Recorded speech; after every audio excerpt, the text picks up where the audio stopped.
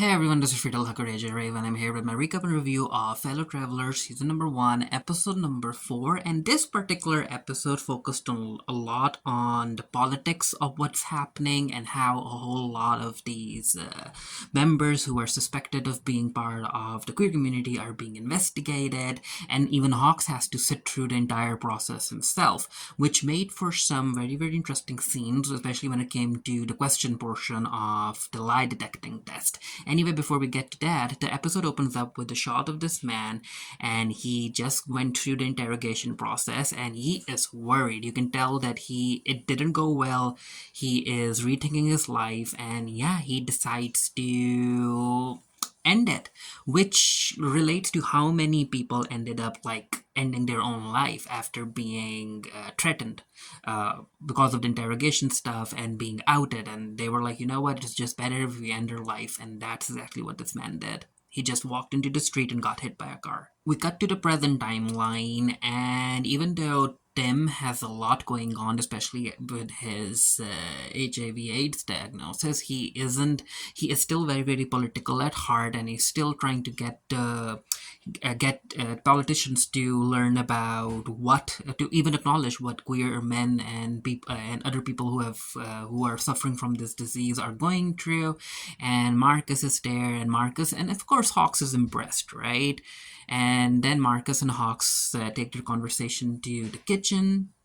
And this is where we get to see that Marcus and Frankie are still going strong, and Hawks is happy for him. And Marcus like, "Are you even a bit jealous?" And Hawks like, "Mm-hmm." I mean, he is, right? He is. But then again, considering how Hawks is as a character, he made his bet. He decided that his career was more important than being with Tim. He broke Tim's heart, and again, the relationship that he and Tim has, it's not healthy. Even the relationship he has with his own wife isn't healthy. Like, Hawks is a toxic man. Hawks decides to go and listen to Tim outside. Other people are there too, sitting around him, and this is where Tim points at him and he's like, no, he's in politics, he can get us to call with the senator we have to talk to. And yeah, Tim basically demands this from Hawks, and Hawks takes a while to agree. Like, he goes through some certain emotions in this episode. We get a scene of Roy on TV where he's still talking about how he doesn't have HIV and how he isn't a queer man, and yeah,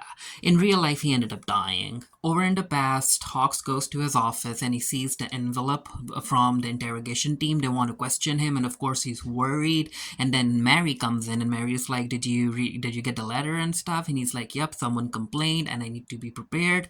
And he also thanks Mary for what she did when it came to her girlfriend and that entire situation. And Mary is like, "Hey, it is what it is." Hawks' boss walks in, and he tells Hawks that, you know what, even though we were supposed to go after McCarthy and Roy, we can't because they have now pivoted the conversation towards the army, and we are rocking the boat a bit too much. And Hawks is like, no, we have to keep on, we have to be on the attack, right? We can't be defensive at this point. And the boss is like, you know what? It doesn't matter. I'm hosting a party. Come on over. And Hawks is like, yeah, I have time, because of course he is gonna be interrogated, so he needs to show off Lucy to other people. The senators want McCarthy to basically fire Roy and David, because they think that, yeah, all of these rumors of Roy and David being a thing, it doesn't go well with his image. And Roy and McCarthy's like, you know what, Roy is a very, very useful person to me. He's more useful than a bunch of senators.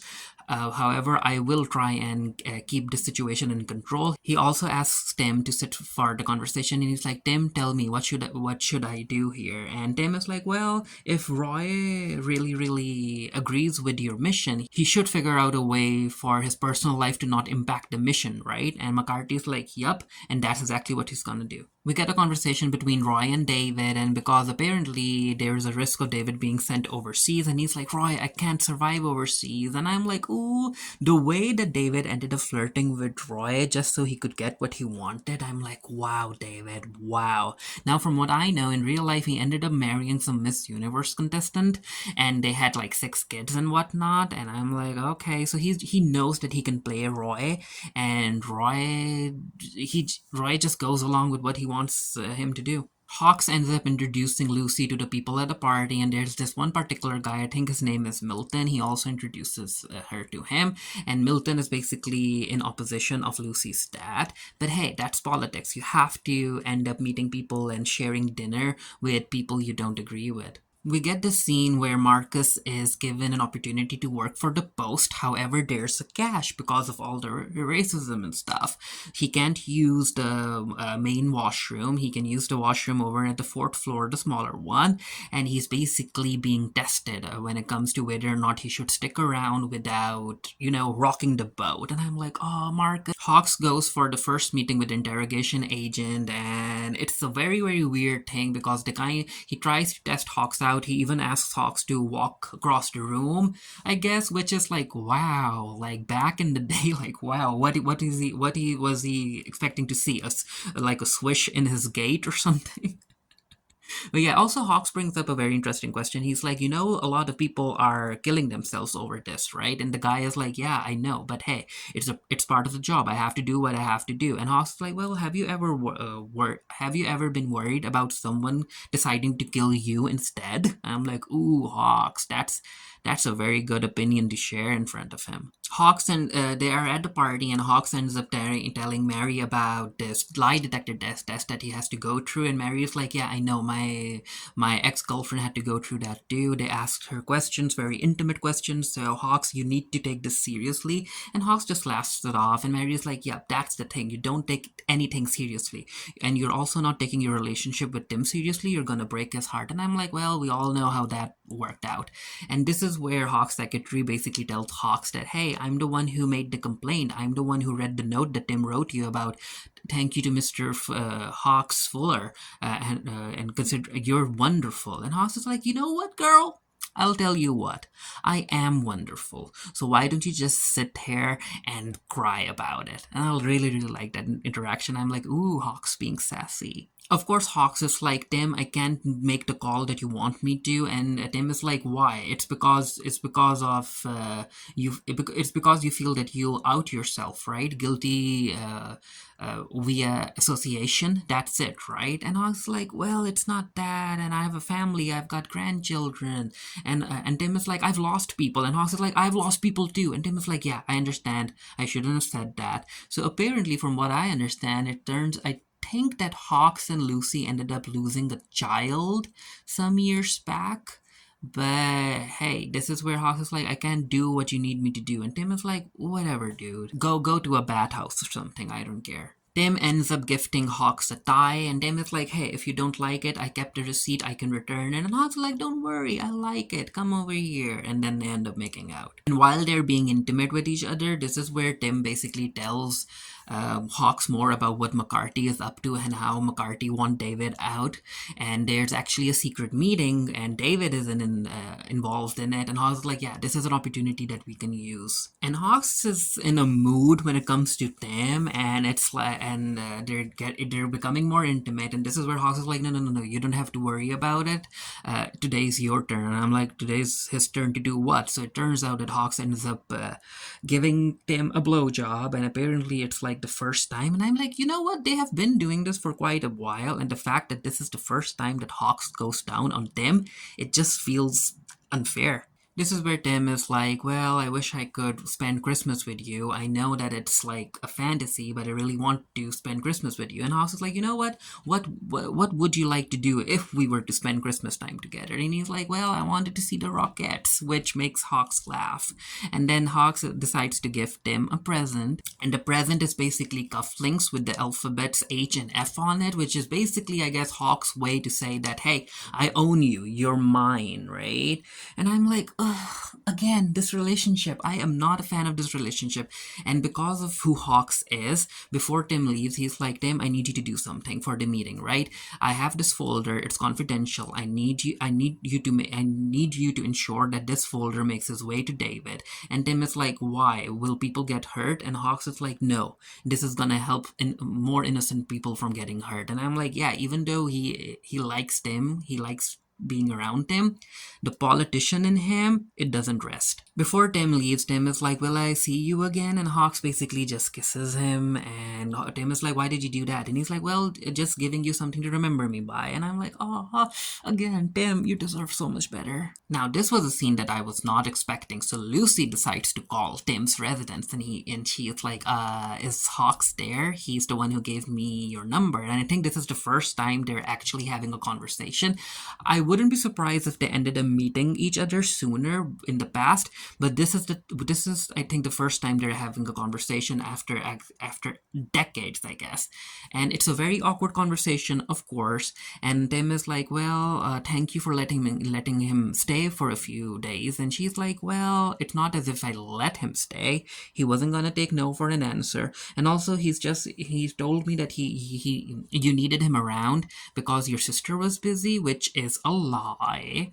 But hey, also Lucy asks how Tim is doing, and Tim is like, "Well, I'm holding on." And he's like, "Do you want? I'll tell Hawks that you call." And she's like, "Okay, thank you." Which again, a very very awkward conversation. A drunk Hawks decides to go to a club to hook up with someone, and he walks into this room. This guy in leather comes in, and Hawks wants him to go. I think Hawk wants him to go down on him, but that guy has other plans. He turns Hawks around because he wants to top Hawks, and Hawks is like, "No, no, this isn't happening. Get off me." Over in the past, Hawks gets ready for the lie detector test. He goes through research and he understands how the lie detecting machine works and everything. And he basically tries to train himself, especially with the heartbeat and everything. And I'm like, of course, Hawks would do that. Over at the meeting, it's not going well because Roy continues to bring up David and how he shouldn't be sent overseas and yada yada yada. And McCarthy isn't a fan of that. It's time for Hawks to go through the lie detecting test, and yeah, the guy ends up asking him tons of questions about hooking up with men overseas, hooking up with going down on men, having men go down on him, being in love with another man, giving gifts to another man, and all of that stuff. And Hawks is able to basically pass the test because again, with the heartbeat and stuff, he ends up focusing on the guy's mole on the forehead. He focuses on certain images and stuff to keep himself calm. And I'm like, of course he's gonna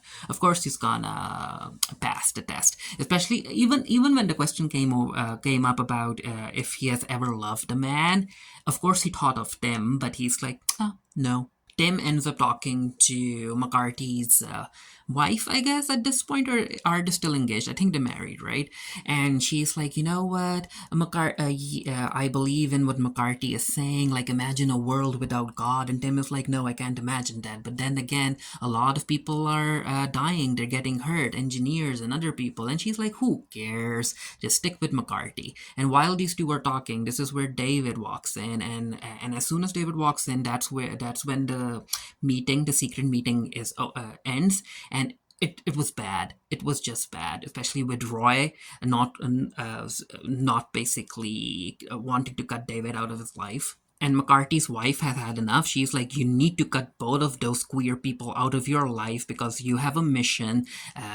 God gave you a mission and you need to stick to it. So cut out Roy and David out of your life." Before David and Roy can drive off, Tim is able to give that confidential letter envelope that he got from Hawks to David, and he's like, "This came for you, sir. Here you go." Hawks ends up passing the lie detecting test, and then we cut to Tim, and other people notice the cufflinks, and they're like, "F and H? What do they stand for?" He's like, F is for my alma mater, and H is the history that I majored in," and I'm like, other people aren't that gullible, Tim. Of course, Hawks is also trying to flirt with Lucy, and he ends up gifting her a bracelet, and I'm like, wow, Hawks, wow. So while this is happening, Lucy's brother walks in, and he's all drunk, and he's upset, and she's like, "He's always so angry. I don't know why." Over at the club, Frankie is doing a Christmas performance. Marcus is there.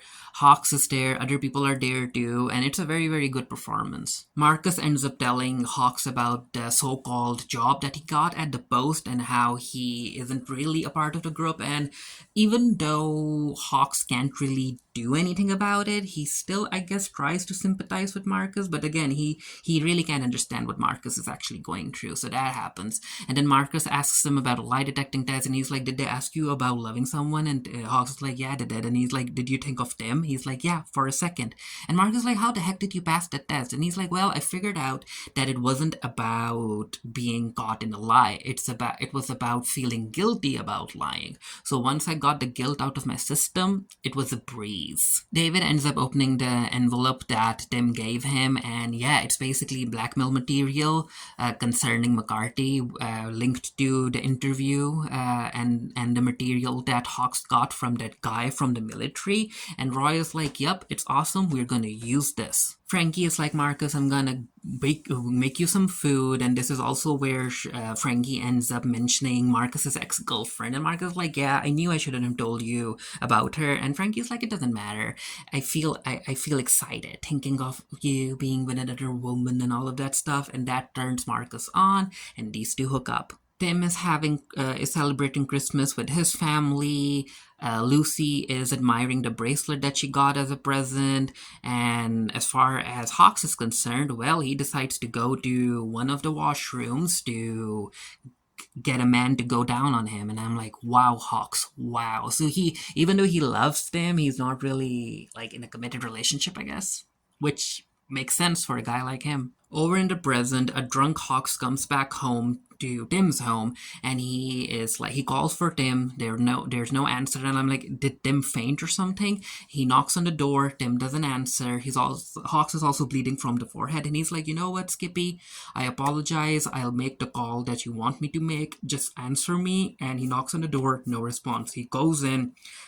Tim's glasses are on the floor. His walking stick is on the floor, and he's like, "What the heck happened here?" And then one of the young guys that Marcus and Frankie basically adopted, he comes in and he's like, "Oh, Mr. Fuller, you don't know what happened to Tim?" He's like, "No." He's like, "Tim got a I can't talk." Tim got a seizure. He's at the hospital. It's bad. And again, I'm like, again, it happened when Hawks wasn't there, even though Hawks was supposed to be there for Tim. But no, he got a seizure. Hawks wasn't there. His actual friends, the actual people who really loved Tim, they were the ones who ended up taking him to the hospital. And of course, Hawks is going to go to the hospital, I guess. And again, this relationship, it's stressing me out. Like, their relationship is stressing me out. But yeah, only 4 more episodes to go. Let me know what you thought of episode number 4 down in the comment section below. Until next time, stay happy, stay safe, stay blessed. See you guys later.